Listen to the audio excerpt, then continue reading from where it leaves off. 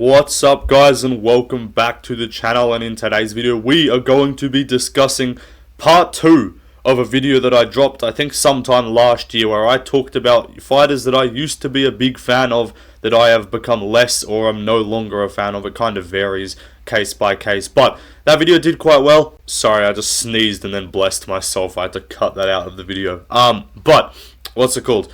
That video did quite well. It got like almost 40k views.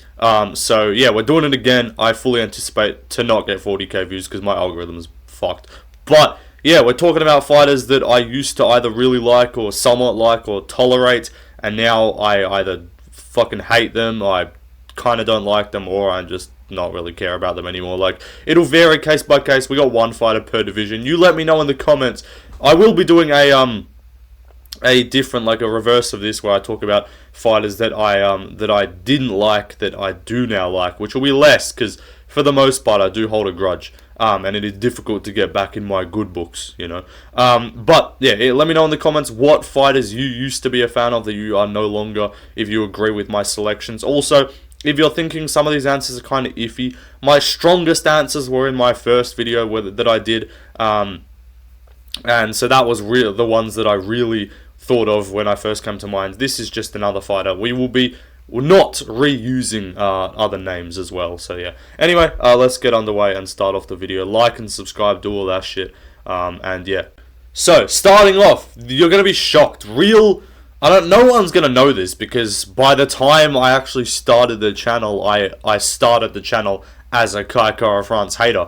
But back in the day, I used to be somewhat of a fan of this guy. Like, he was not my favorite fighter. He was not on my future champions lists or anything like that. But when this dude KO'd Cody Garbrandt, this was when I was kind of casually getting into the sport a bit more. When he KO'd Cody Garbrandt back at 269, I was like, yo, this dude's sick. And I watched a few of his other fights, and then he beat Askarov, and I was like, yo, he beat Askarov, like, he beat this fucking crotch sniffer, like, awesome, love this guy. And I don't know and then I think his next fight after that was the Moreno fight, which I had no ill will towards him at that moment. But soon after that, he started pissing me off. He started doing the face thing a whole lot more. Like, he must have found out a lot somewhere in that time that he was fucking 2.3% Maori and decided to make it his entire personality. And yeah, then he just started getting really fucking annoying, pissing me off. The Urseg thing pissed me off. What else did he do? I don't even know. He pulled out of the original Renel Cap booking as well and was just cringy as fuck. Anytime he cuts this man in a crowd, he's doing his little bullshit, which was just pissing me off. So, and then he got booked to fight Pantoja, and it was full enemy of the state. Like, I despise you. I hope you get fucking killed in the octagon. And he lost comfortably. So yeah, we defeated Caio France. But he is a fun fighter, and back in the day I actually used to and even when he got robbed by Albazi, I was upset for him, you know. I was like, bro, that's retarded. But yeah, Caio France, I actually used to be somewhat of a fan. No longer. He is in the bad books forever. Anyway, let's move on to the next division. Bantamweight. The first time I did this video, I said Chito Vera, and I was low-key gonna just do Chito Vera again, because Bantamweight is low-key, like, one of the divisions I am least invested in the sport. Like, I just have no one that I particularly care about at Bantamweight. Like, I like Jan as much as everyone else, you know. I think I'm not one of the hardcore Jan glazers, though. And then, what's it called? I'm a decent fan of Sandhagen. I used to be more like I still like Sandhagen, so I'm not gonna put him in this video. But I was like a pretty big Sandhagen fan, and then after like the Rob Font fight and the Cheeto fight, and he was just kind of became a bit like indifferent to me. I'm a big fan of Song Yadong. Marab's come around. He will definitely be in that video where I talk about fighters that I didn't like that I now do. But I'm just not particularly invested in Bantamweight. So the only answer I could really think of was Cejudo. And I believe I started my channel like right after UFC 288, if you want to go back and check. I think it was like just after that. But in the lead up to, but I did have my Instagram before that, so I was still posting the pics. And I did pick Cejudo going into that fight, and I'd familiarized myself. Like, I hadn't seen all of his fights in the past. This was like back because again, this dude fought fucking 7 years ago, bro. But like, I was like, oh, this guy's pretty fucking cool. Like, I'm gonna sound like such a casual because you're like, bro, you only started watching the sport when Henry Cejudo came back. And I was like, no, I started watching the sport like COVID-ish time, but like I didn't become like a proper fan until like 2021, I would say. And then since then I know fucking everything there is about the sport right now. But like as in past UFC, not quite my forte. I don't think you'll find another person on this app on MMA YouTube that knows as much about the current state of the UFC, current fighters, everyone like that, as much as me. I genuinely believe that. But anyway, Cejudo, I used to like kind of like this guy. Again, bantamweight, I just don't really care. So it's like it was Cheeto. But I was picking him. I was rooting for him to beat Sterling, and I was like, fuck. And then that was really before, because he wasn't as cringe in the lead up to the Sterling fight. He was kind of cringe when he was like teasing his comeback, but I just didn't kind of come across much of that. And then when I really started getting it and he just started being annoying, I was like, bro, fucking Cejudo. And then the Song Yadong fight is what did it for me with that whole bullshit. I can't fucking see, man. Dude, I can't see. Like, I'm like, bro, shut this. I can get this midget out of here, bro. That pissed me off. If you guys were in the fight companion for the Cejudo fight. Anyway, though, let's move on to the featherweight division. Next up, Jean Silva. Jew Silva, you know. Now, I knew about the Jew Silva stuff before, like, while I still liked him, because he was just such a sick fighter. And the barking was cringe, but I could put it aside. Like, it really, like, Jean Silva is, like, one of the, like, most obvious cases of, like, such, like, his likability was so unbelievably carried by his fighting style, because nothing else about him was likable. And I was just like, put it aside, ignore it. He's fun, he's dope, he's a sick fighter, he's knocking people out, he's clip farming, everything. So I'm like, alright, I love this guy, he's fun. But it eventually just, like, I still like him, and I will still be rooting for him to, like, beat, like, Yair, for instance, if he fights him next. Like, the only guys I would root to beat him would be Volk and Lopez. That's why I wasn't, like, upset so much as just annoyed when Lopez beat him, because I was like, dude, I picked Jean Silva, because I separate picks from if I like the fighters, 90% of the time. But I was like, dude, you just cost yourself. Like, I was more annoyed for him. I was like, bro, you just sold that shit so hard. But anyway, Jean Silva, yeah, the Jew shit got too much. It was like up in the, like, it was lingering, and then in the lead up to the Bryce Mitchell fight, a lot more of it came out, and we're like, and then that was where, obviously, you saw MMA Guru was particularly anti-Jean and very pro-Bryce in the lead up to that. I've never been a fan of Bryce, not because I don't appreciate what he says, but just to, like, the double standard of Bryce not being a fun fighter at all, but still getting glazed by Guru, who just completely has a double standard when it comes to, like, fighting styles and who's allowed to do it. Gamrot's allowed to do it, and Bryce Mitchell is allowed to do it because they're white and they're /European/American/based, whatever, right? But God forbid you're Dagestani and you do it, you're the scum of the earth. And again, I don't appreciate Dagestani fighters. I find most of them insufferable to watch. But also, let's not act like Gamrot ain't doing the same shit, and let's not act like Bryce ain't doing the same shit. Anyway, that was a side note. But yeah, Jean Silva in the lead up to that. Also, then post-Bryce fight, when he would, like, when Bryce fought, like, Saeed, he videoed himself, like, reacting. It's like, dude, just shut the fuck up. Like, this ain't some long-time rival. Like, you made this a fight. You called him out after you beat Melsick, and really aggressively called him out, and then the UFC made the fight. But, like, let's not act like Bryce really did anything or said anything to you in the build-up. You just made that beef one-sided, and then just dragged it for so long, and it was, like, kind of cringe. Then even with the Lopez fight, even post-fight as well, it's like, dude, fucking, what are you doing, bro? Anyway, Jean Silva, I'd say, needs to redeem himself, Anshul Jubilee style, you know, in my books. Anyway, let's move on. Next up, Renato Moicano. This is the other guy on the thumbnail. Money Moik. 2024 was like, bro, I need to do a video about, like, certain years, the best years of UFC fighters, and this was not the best year in terms of, like some generational all-time GOATs level year in terms of the names that he beat. No, this was just Moicano had a fucking run in 2024. He went 3-0. He continued his 1-win rebounds from UFC 281, where he fought at 281, beat Riddell, took over a year off, came back, obviously, and ended up getting the Dober win. He ended up getting the Jalen Turner win, where he had the really, really iconic UFC 300 post-fight interview, and then he was building faith with the community. He was building support amongst the fans, getting in with that Guru fan base as well, which was smart from him. And then in the BSD fight as well, fuck Macron, fuck globalist, doing his whole thing, and it was fun, and it was like a bit of a shtick, and you could kind of tell he was putting it on a little bit, but it was still funny. And then he fights Islam and loses. And then it's like, okay, it's fucking Islam, who cares? I cannot afford to lose. And then he did that whole bullshit where he just turns down money from, the antitrust settlement, and it's like, dude, you're a fucking retard, why? First of all, why? Second of all, yeah, you got a title fight probably from it, they gave you a bit of favours from it. But also, how he handled it and talked about it was just like, what are you on about? You love talking about economics and shit, but no, I don't want to take money that I'm well within my right to take.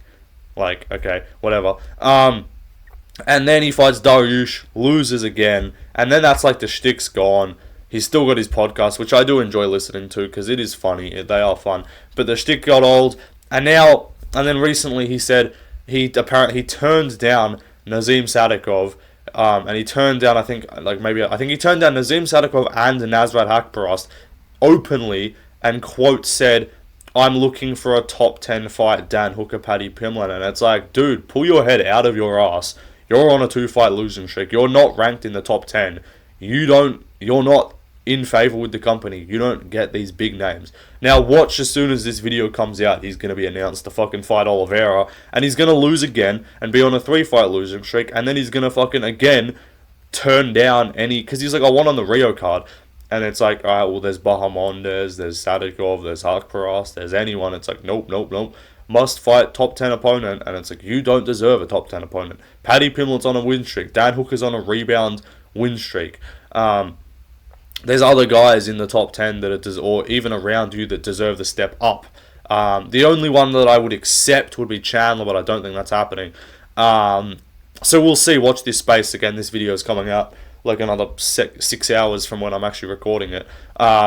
So who knows, I might fucking post it. By the time I post it, the fight might get announced. But yeah, Moicano's pissing me off. Rankings, squatting as well, I hate that.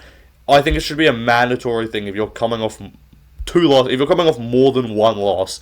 I think one should still be reasonable, but if you're coming off 2 or more losses, you have to fight outside the rankings.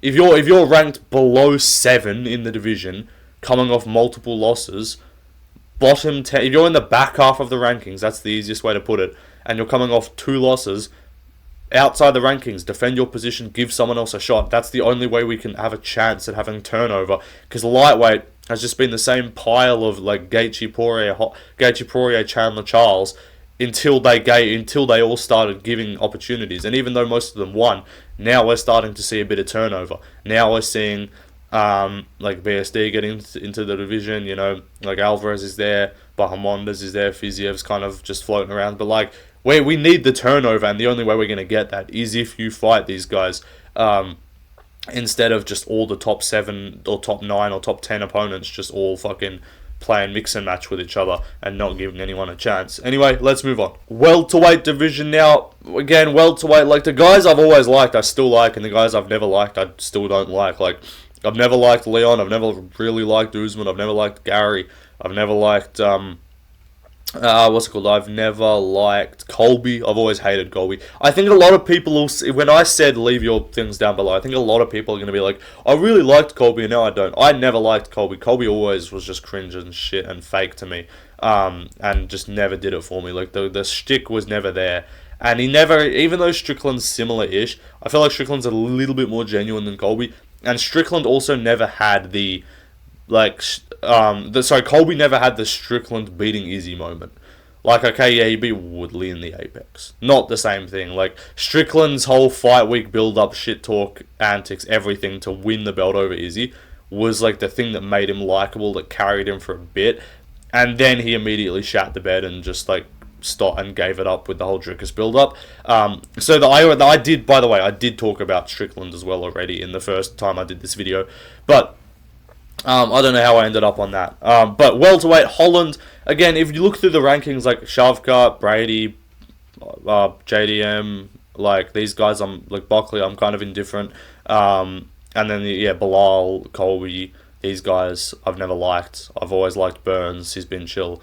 I've always liked, like Burns I don't like less, I just care less because he's not at the top of the division anymore. Like I cared about his fights when they had stakes, now it's just sad. But yeah, we all love CP, that hasn't changed obviously. So the only one I could maybe think of was just like when Holland was cool and getting some wins and you would get baited into thinking he's cool and supporting him, and then he would proceed to not try and just lose. And now he's just annoying. So like Holland's the only guy I could really think of for welterweight that kind of fits the bill. Gustafsson is another one. I tried to stick within the rankings because I just couldn't be fucked like spending much time on it. Gustafsson is the other one because that guy is well and truly not in my good graces, as I'm sure would absolutely terrify him if he heard that. You know, he's shivering in his boots when he hears the left lane is not happy with him. Anyway, let's move on to the middleweight division. Next up, Caio Borralho. Middleweight again. Strickland was the guy. Strickland was the one who I used to like. I liked for a bit when he beat Izzy, and then he ran his luck very quickly, and now he's just annoying and just yapping on Twitter every day. And it's like, dude, you're not like, you ain't. No one's assassinating you, bro. Like, no one's trying to pop you, bro. Like, you ain't that controversial. Like, we don't care. And so yeah, Strickland was the guy. I'm trying to think anyone else. Like Costa had that for a while, but now I like him again because he won, so he's good. And I know there's gonna be people that are being like, bro, just bandwagoning. Like it's different. There's guys who no matter what I'll always like. Like I would never be able, unless Pantoja came out and supported Israel. I could never hate Pantoja. Pantoja will always be my guy. I could never hate Volk. I could never hate CP. You know, unless CP was actually caught watching CP, and I'm not talking about Cyberpunk or Chris Paul. Then I will always support CP. So like, there's the guys who will always be my boys. Strickland's not one of them. Costa's not one of them. Like, it's just like the quote bandwagon is just like, if I'm kind of indifferent about a fighter, but they're like on a high and making themselves likable, then yeah, I'm gonna like them more. But Borralho, yeah, especially in the last like 8 months, just this year in general, he's just been annoying. Like, I get it. You're looking for a fight, you want to fight, so you're aggressively calling out Amavov. For him to, that whole ducking thing, like, no, Amavov turned it down. In hindsight, it's just such a bad look. Like, he clearly didn't. He clearly deserved a title shot over Hamzat anyway. Like, their resumes pre-Hamzat title fight, even pre-Amavov beating Caio, Amavov's resume is definitely better. Middleweight-wise, at least.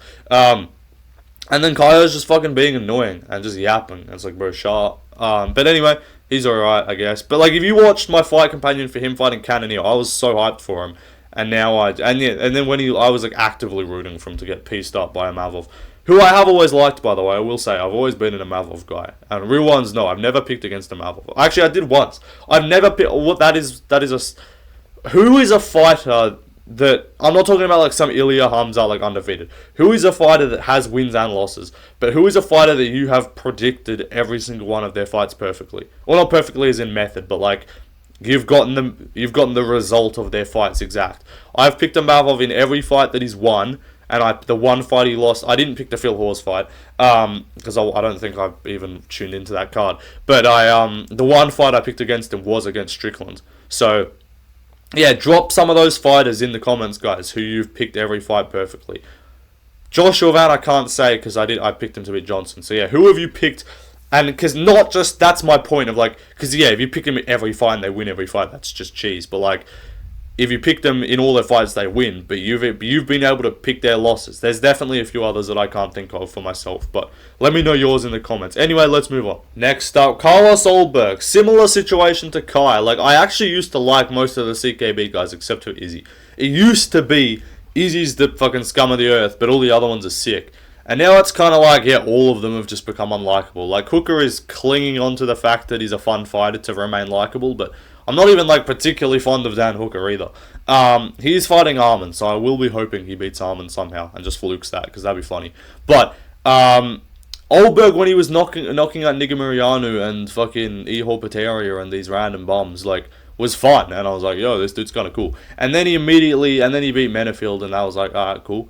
The Darwin Jung fight was a bit underwhelming, but then it's his last two that have really turned me against him, and we are all praying for Reyes to win this weekend. And honestly, I'm just going to hate pick against Ulberg. I'm just going to pick Dominic Reyes this week. I don't even know if I'm going to do a picks video for this card because it's so shit. I guess I have to.